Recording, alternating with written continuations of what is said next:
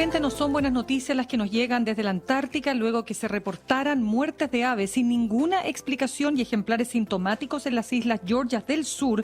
Un grupo de científicos británicos confirmó que se trata de los primeros casos de gripe aviar altamente patógena H5N1. Y ante esto se suspendió gran parte del trabajo científico relacionado con animales, pero intensificadas las medidas de bioseguridad, se estableció el monitoreo a largo plazo de aves depredadoras marinas. Y en medio de esta información en desarrollo, hasta hoy dura el 11º Congreso Chileno de Investigaciones Antárticas, que estará dando a conocer sus avances en materia de investigación y proyectos antárticos. De esto y más queremos conversar con nuestro columnista de hoy. Él es el doctor Elí Pulán, director del Instituto Milenio Base. Doctor Pulán, ¿qué tal? Muchas gracias por estar con nosotros esta tarde. Buenas tardes y muchas gracias por la invitación. Queremos partir preguntándole lo siguiente. ¿Qué representa esta información que hemos obtenido en este momento, o sea, que hemos compartido ahora con nuestros auditores en el sentido de estos casos, ¿no es cierto?, afectados por este brote que ha sido tan virulento? Bueno, es una noticia muy reciente que comunicó el British Antarctic Survey, que tiene una base permanente en Georgia del Sur y que pudieron ver los primeros casos de aves marinos afectados por gripe aviar. La Georgia del Sur todavía, vamos a decir, no es parte del continente antártico, una isla que todavía está relativamente lejos de las Shetland del Sur o de la península antártica, pero ya están todas las especies conectadas, son poblaciones que viven en la Antártica también, entonces claro, es la alarma para decir que ya estamos, o si ya no es hecho ya, que esa gripe aviar va a llegar a la península muy probablemente en ese verano. Doctor Pulán, ¿cómo puede haber llegado al el foco que se detectó este virus? Son principalmente aves migratorias que se dispersan, que vuelan grandes distancias para alimentarse, que tienen conexión también con Sudamérica. Entonces es muy probable aquí que sea de una vía natural, ¿no?, que las aves se infectaron en Sudamérica, donde hemos visto ya el brote de manera bastante intenso y que le está llevando entonces a tierras antárticas ahora. ¿Y qué consecuencias puede tener este virus en los pingüinos? Bueno, en los pingüinos hay que saber que Antártica tiene una diversidad de ave marina muy importante. Entonces, los pingüinos que son los más emblemáticos, pero estamos hablando del albatros, cormorán, petreles. Hay una gran diversidad y todas esas especies, tanto como los pingüinos, podrían estar afectados. Tenemos esos carroñeros que van a visitar la otra colonia de aves que son probablemente la mayor probabilidad de transmitir entre especies el virus y la verdad es que vamos a tener que por el momento tratar de observar y visitar colonias de distintas especies para tratar de ver si podemos detectar algunos casos. ¿Hay alguna manera de tratar esto? O sea, como usted dice, visitar, monitorear, pero ¿de qué forma se puede evitar entonces, desde el punto de vista de la acción humana, la propagación?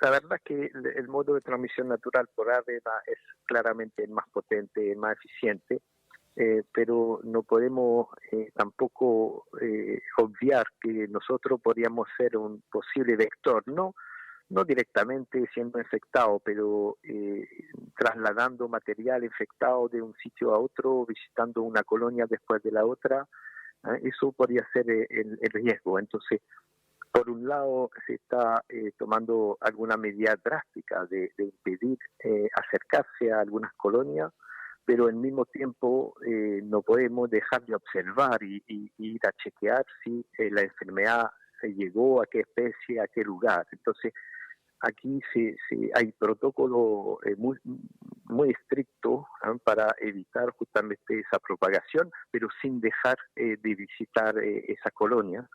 Y tenemos ya un primer grupo, en nuestro caso, que parte a principios de noviembre en Wedel, que va a visitar algunas colonias, y otros durante el verano que va a visitar otro sector. Pero son gente formada y que toman toda la precaución para evitar agregar finalmente a posible contagio entre especies y zona geográfica. Doctor Pulán, cuénteme, ¿cómo se manifiesta este virus en las aves una vez que son, digamos, contagiados, ¿no? Que se contagian con este virus? ¿Cómo? ¿Qué se expresa en ellas? Bueno, eso lo hemos visto ya en nuestras costas en Chile. Lo más simple, lo primero que se ve son animales muertos.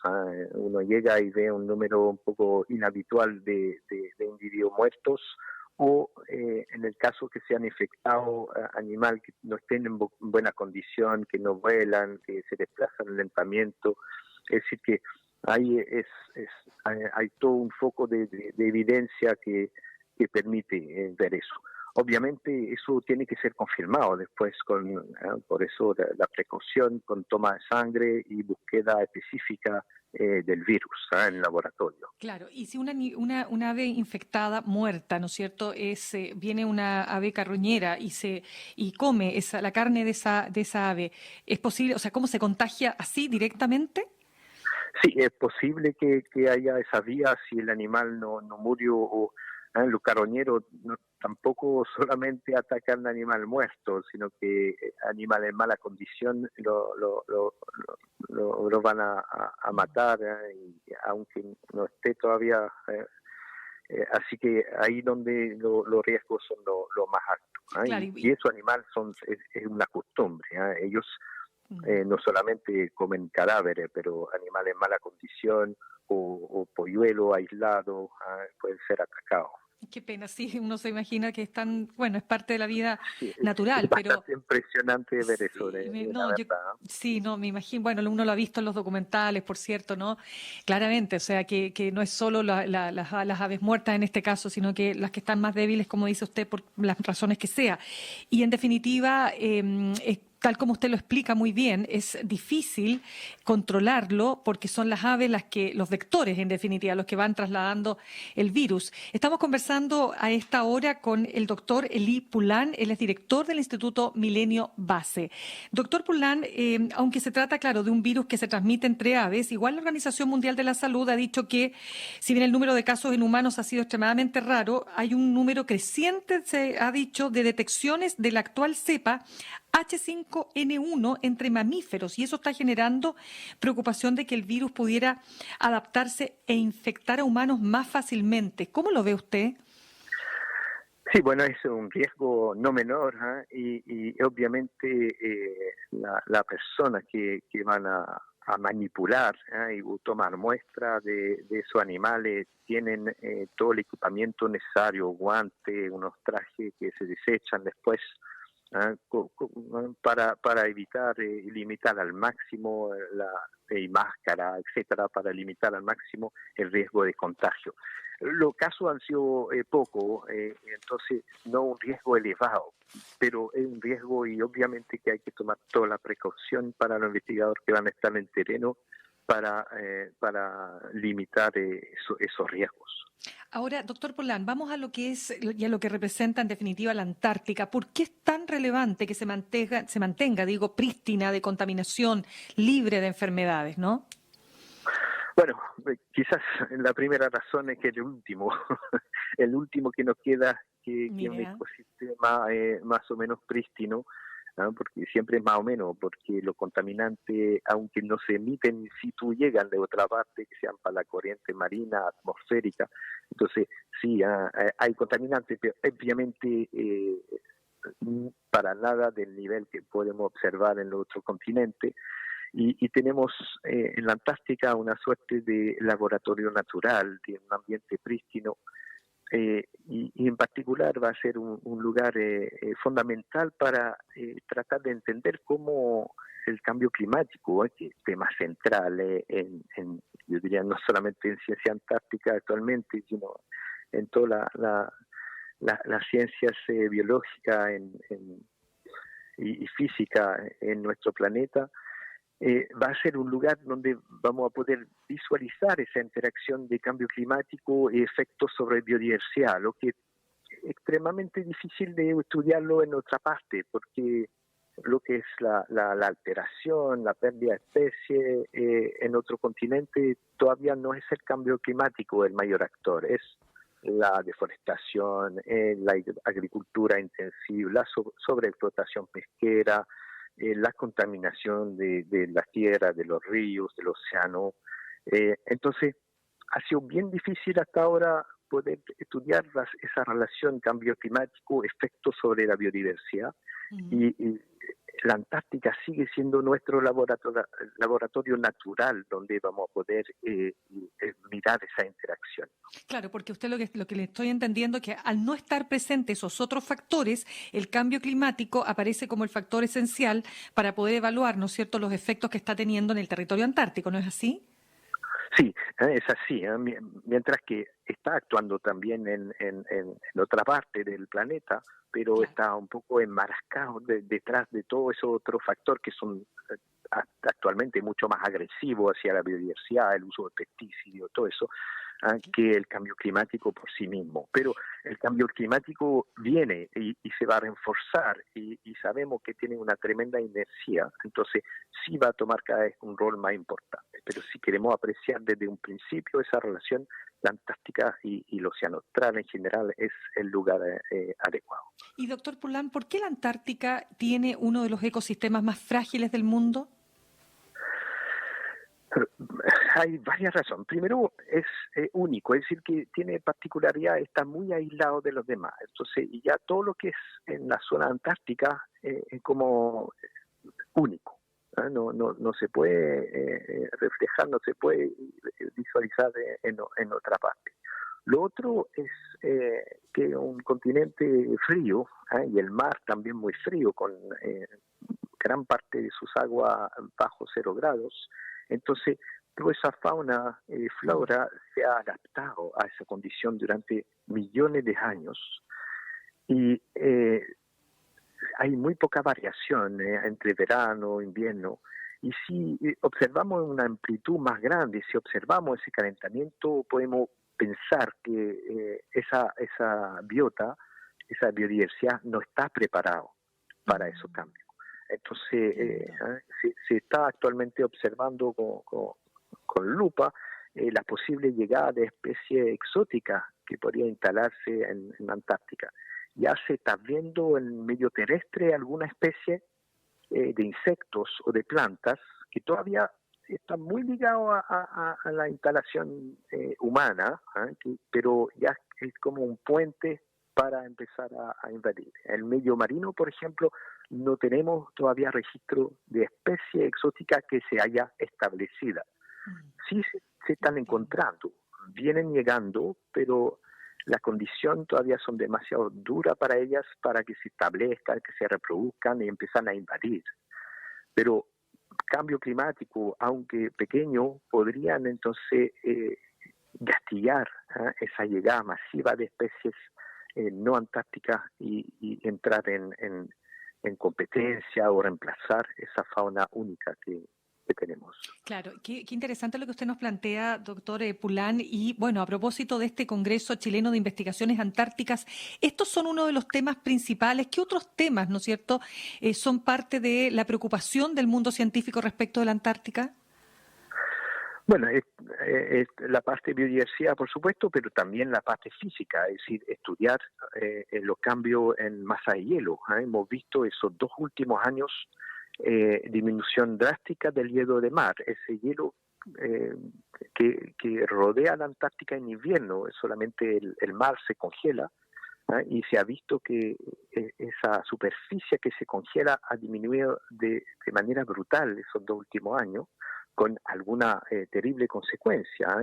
En 2022 se reportó ya la muerte de más o menos 10.000 crías de pingüino emperador, porque el hielo se rompió antes de poder cumplir su ciclo y hacer la muda suficiente para poder vivir en el agua. Entonces hubo un fracaso total de una estación de reproducción para estas especies en la península oeste.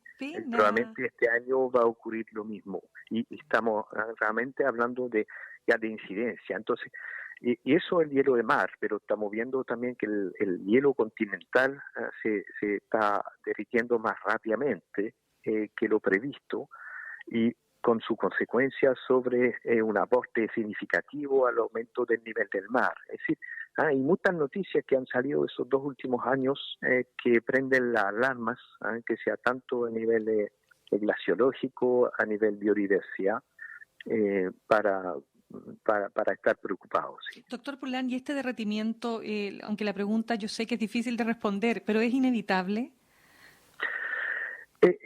Yo diría que sí, aunque hay que tener mucho cuidado porque son procesos que toman tiempo y a veces hay variación de corto plazo que podrían hacer creer que vamos rápido y quizás haya un repunte de hielo, pero la verdad que con la proyección del cambio climático, que tiene esa tremenda inercia, es decir, podríamos cortar toda la emisión de gas invernadero hoy, sabemos que ya lo que está en la atmósfera ya va a seguir actuando, y tenemos ya de cara a esos cientos de años de efecto de eso. Entonces, es poco probable que eso no se acompañe con esos cambios importantes en Antártica. Y como científico, cuando usted escucha opiniones de políticos tan importantes a nivel mundial como el propio expresidente Donald Trump o como lo fue Jair Bolsonaro en Brasil, que niegan el cambio climático, ¿qué le pasa a usted como científico? Bueno, es realmente una pena, pero yo siento que poco a poco ese debate, esa opinión contraria han tomado menos peso, aunque es fundamental a nivel del planeta, pero que son posiciones que son cada vez más indefendibles, y que la opinión pública, que ya está sufriendo los efectos directos del cambio climático, se van a convencer por sí mismos de la importancia del fenómeno. Yo creo que ya tenemos tanta evidencia y tanta catástrofe que hemos podido observar en esos últimos tiempos, anómala, eso, ola de calor, eso, el calentamiento anormal del océano, es decir que realmente va a ser muy difícil de defender esa línea en un futuro próximo. Y por último, doctor Pulán, ¿qué hay de este nuevo récord, ¿no es cierto?, del agujero de la capa de ozono sobre la Antártica? Eso, la verdad, no quiero mucho comentar eso, no es mi dominio, son ciencias atmosféricas, ha sido bastante complejo, porque, bueno, he seguido el tema. Aquí teníamos un ejemplo muy lindo donde el planeta, todos los gobiernos habían logrado acuerdos para prohibir el uso de esos gases que generaban la destrucción de la capa de ozono. Ahora hay que entender, y se había vuelto a reformar, ahora hay que tratar de entender por qué esa variación, si son temporal, cuáles son las proyecciones, pero claramente no es mi especialidad y no quisiera decir cosas no se preocupe, sobre el tema. No, está bien, pero ya con todo lo que conversamos nos da doctor Eli Pulán, un panorama preocupante, eso sí, pero también desafiante. Director, además del Instituto Milenio Base, le quiero dar las gracias por haber estado con nosotros esta tarde. Ya, muchas gracias a usted. Nos reencontramos en otra oportunidad. Gracias.